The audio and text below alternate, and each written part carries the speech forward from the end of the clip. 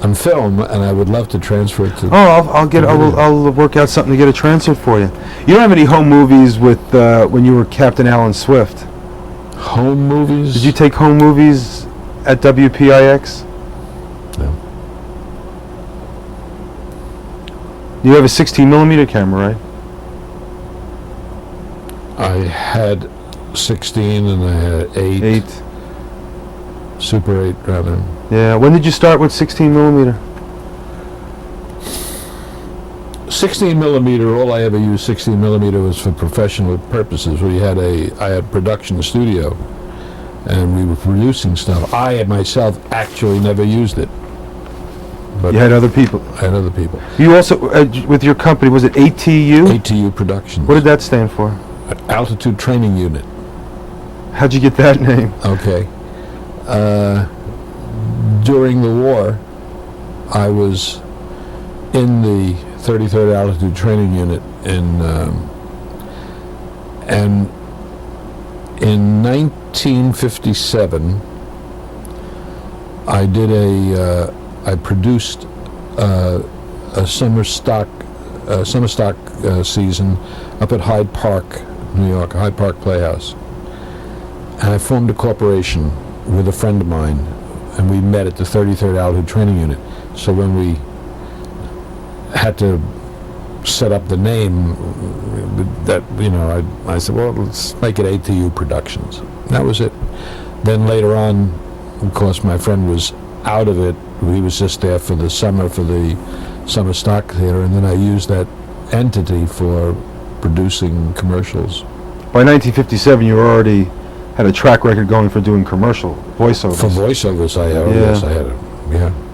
I want to start back a little bit earlier. Bensonhurst, Brooklyn. Mm-hmm. How many times? Oh. I'd like you to sit forward for a second, sir. You need to walk. Just put your shirt down. Sit back, please. Just move this. How many hours a day did you spend in the dean's office getting into trouble doing imitations of teachers? I didn't really get into trouble with that because the teachers all loved it. And I was wise enough not to do the imitations of the teacher whose class I was in. It was always the other teachers or the principal. And they were crazy about that. You were the hit of the school? Oh, yeah. So they would schlep me around at party time, like Halloween parties and so on, from class to class to do these imitations of the different teachers, you see. Were you also in productions in school? Plays? Sure. Did you know, at this point in time, did you know what you wanted to go into? I knew I was going to be an actor. But then always. When you graduated... I'm about 8 years old. Before, and you also, I read somewhere where you didn't have any money to buy magic tricks, and you made your own and then taught yourself sleight of hand? Yes, I guess I was about 10, and I was in Coney Island, and there was a magician, a Hindu magician by the name of Gali Gali, who was standing outside on a stand to get people to come in, and he was doing sleight of hand. And one of the tricks that he was doing is a ball production from his mouth. Kept producing big rubber balls from his mouth. And I stood there, I was fascinated. And he would always pick a kid from the audience to use as a shill to work with him, and then he would let the kid go in and see the show free, which was a dime. I didn't have the dime, so I hung around there all day. Finally he picked me, and then he let me go in to see the show, which was exactly the same thing on the inside that he did on the outside for nothing. However, this trick fascinated me, and I came home and I said to my brother, who was 9 years older than me, I said, he must have some kind of a machine in his mouth that makes these balls. And my brother said, nah. He said, they palm it. I said, what do you mean? He said, well, they have a way of hiding it, and it looks like it's all coming out of their mouth. So with that information, I would stand in front of the mirror. I took my sister's Kleenexes and wrapped them up into balls with rubber bands. And I kept trying trying all kinds of things, and finally, I got what it looked like what he did. It looked like I was producing all of these balls from my mouth. I finally got some rubber balls in Woolworths. I started doing this for kids in school, just knocked them out. And when I was in high school, I would do these tricks, and I went to the High School of Music and Art, and we had a gal there, Ruth Doré, whose father was a professional magician by the name of Theo Doré. And as a matter of fact, she had worked with him, and she did a big show at school at the auditorium with silks and doves and things. And the kids said, it's nothing. You ought to see the guy in our class. He makes balls come out of his mouth. So she looked me up one day in the lunchroom, and she said, I understand you're a magician. I never thought of myself as a magician because that's all I could do. Of course, by this time I had it down to where I could do an entire act with it. They were coming out of everywhere, but vanishing and coming out of, and so on. So she said, how would you like to join a magic club? I said, yeah, sure. So she took me down to a club in Central Park that was run by a man by the name of Doc Horowitz. His professional name was Peter Pan the Magic Man, and he was the father of what's her name, the gal that does ventriloquism with lamb chop. Shari Lewis. He was the father of Shari Lewis. And he said, "What? You have to do an act in order to get into this thing." So I did this ball production. As I said, by that time I had it down to where I could take 20 minutes for this. And I got into the club. And after being in it for some time, I was amazed by things everybody did. But I went to Doc Horowitz and I said, I'm going to quit. And he said, why? I said, because I don't learn anything. And he said, well, don't you swap tricks with the other fellas? I said, I don't have anything to swap. He said, the hell you don't. He said, you have that ball production. I said, well, they all know how that's done. He says, the hell they do. He said, I don't know how you're doing it. He says, you have moves there that I've never seen in my life. He says, look, magicians try to get things without giving anything away. He said, next time you swap it. So the next guy that came over to me was a young refugee by the name of Jerry Bergen. And he says, that's a very interesting fact. He said, what methods are you using? And I said, well, probably the same as you're using. And he says, what do you want to swap for it? I said, I want your card productions, your coin moves, your thimble moves, everything I saw him do, your cigarette productions. I got the entire act for this. But he made a very, very good deal because he's made a living off of this trick his whole life. And about 5 years ago in The Hague, he won the International Magicians competition with that particular trick. So he really, he made a very good deal. And I made a good deal. And from that point on, I was involved in magic and so on. Is that part of your stand-up routine? No. The only thing that I ever used it for, I did use it in a sense. I did an act with, in the early days of television,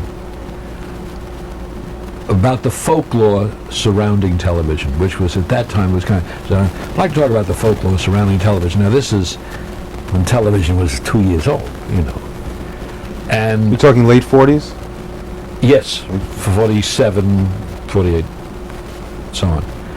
And I did an act that was based on, I said, the problem that we have today is that radio announcers, and everything was radio, let's say, so I said radio announcers now not only have to announce a product, they also have to demonstrate it.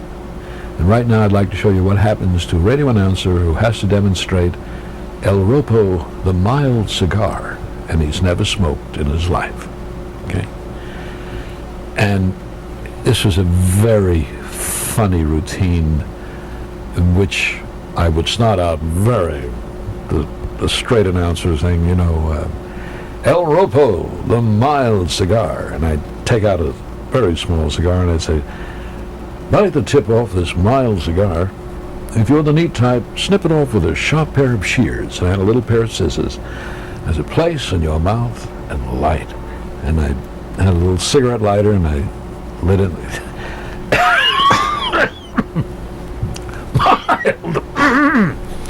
Mild.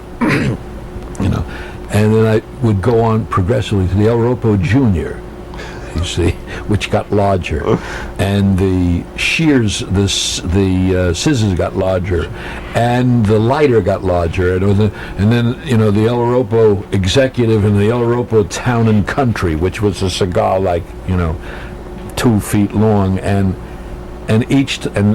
with garden shears, and by that time I was so sick of bite the tip off this mild cigar, and 6 inches would come off and spit it out. And if you're a neat type, snip it off with a sharp pair of shears, and it plays in your mouth, and I would get progressively sicker.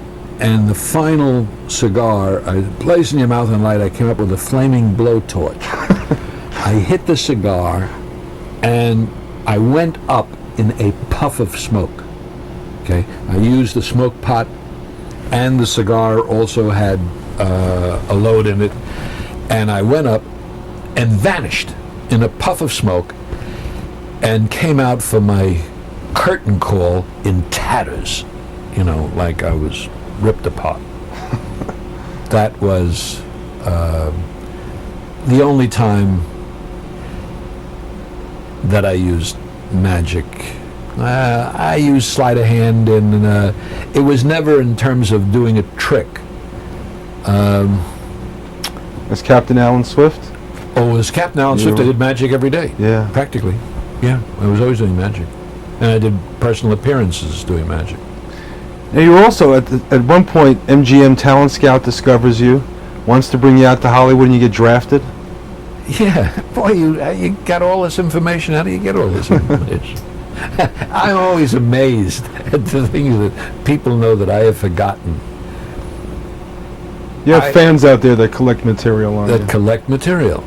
I was working for a company called Town and Cruise Sportswear as a shipping clerk. I was getting $16 a week, and I was pushing these hand trucks through the street with garments on them, to the contractor and so on. But I was working on weekends doing club dates for $2 a date. This particular, I was hired by the Lawyers Guild. Is this the Borscht Belt, or? No, these club dates, this preceded my I had worked in the Borscht circuit in summers, because this was in 1942 or 42. This was in 42. And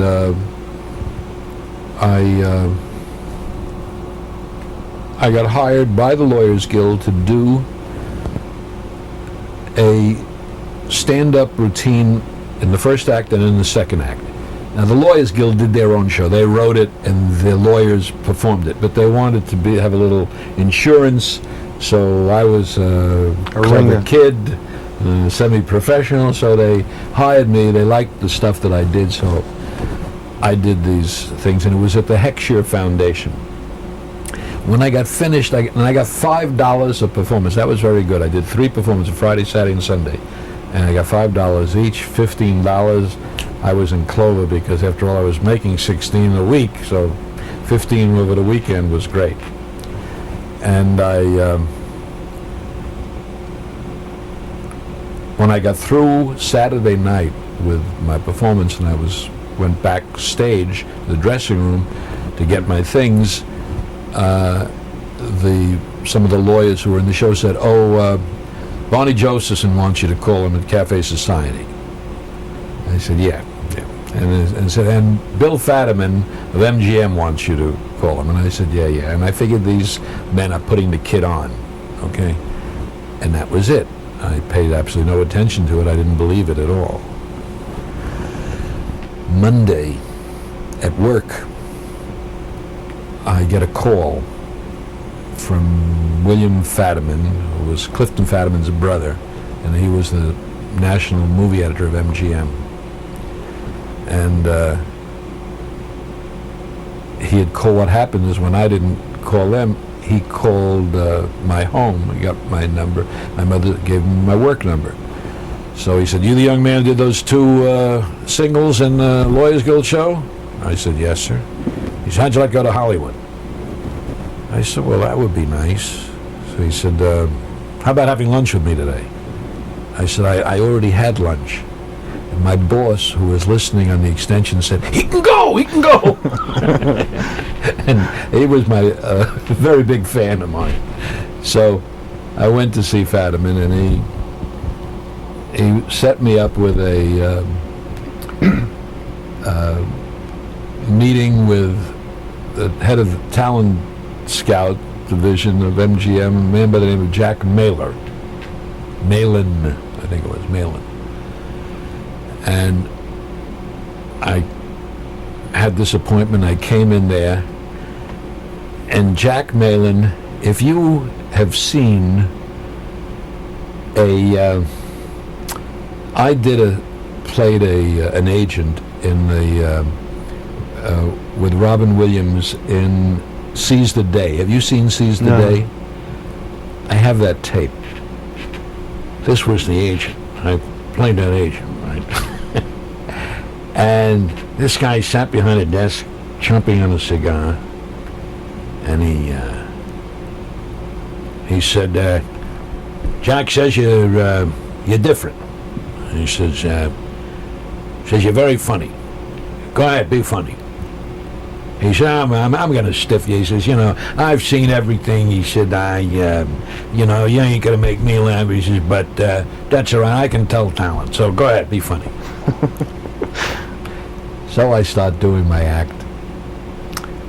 And after a couple of minutes, he presses an intercom and something in there. And then the entire office staff came into the room. And now I had an audience, and they were all laughing. And then finally it was over. They left, and he said,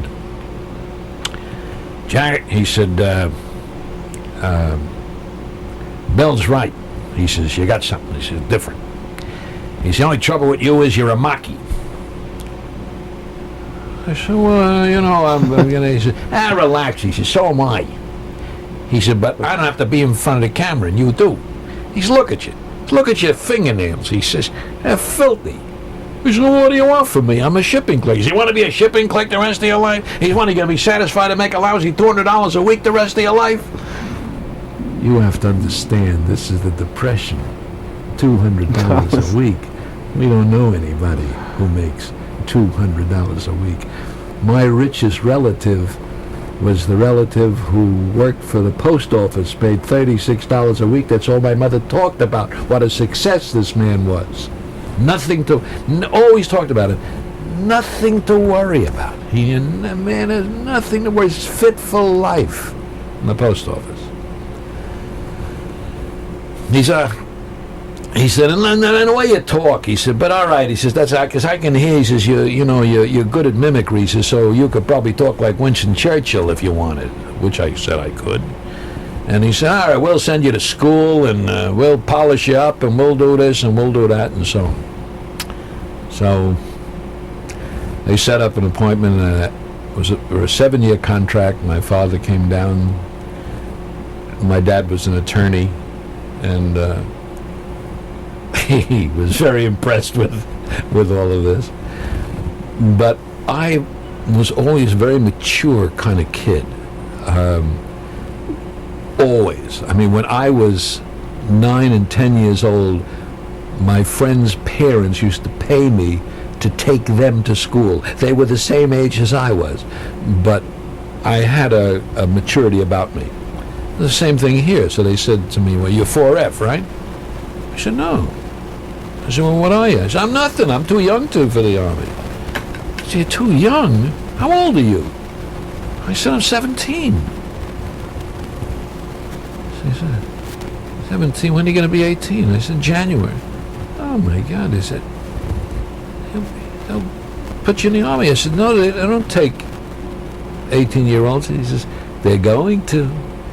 It's up, the bill is. I said, well, maybe it won't pass. He said, it'll pass. They said, put a war clause in there. And sure enough, I went into the service, and 120 talent shows later, you did Air Force bases. oh, of course, Bout Face, a whole bunch of shows, and so on.